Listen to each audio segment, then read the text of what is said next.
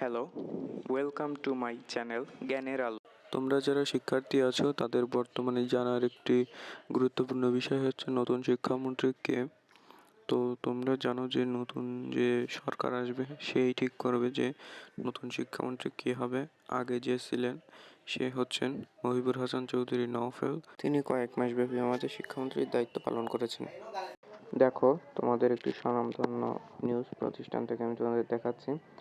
দ্বাদশ জাতীয় সংসদ ভেঙে দেওয়া হয়েছে মঙ্গলবার বিকেলে। রাষ্ট্রপতি প্রেস উইংয়ের পাঠানো এক বিজ্ঞপ্তিতে এ তথ্য জানানো হয়। এ অবস্থায় অন্তর্বর্তীকালীন সরকার গঠনের তোড়জোড় চলছে। কারা আসছেন এই সরকারে? এর মাধ্যমে সূত্রের খবর, নতুন গঠন হতে পারে সরকার। আইন ও শিক্ষা মন্ত্রণালয়ের দায়িত্ব পাচ্ছেন ঢাকা বিশ্ববিদ্যালয়ের অধ্যাপক আসিফ নজরুল।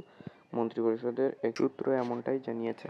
জানার সুবিধার্থে তোমাদের ছবি দেখাচ্ছে। এ দেখো, ডক্টর আসিফ নজরুল, ইনি তোমাদের শিক্ষামন্ত্রী হবেন বলে আশা করা যায়।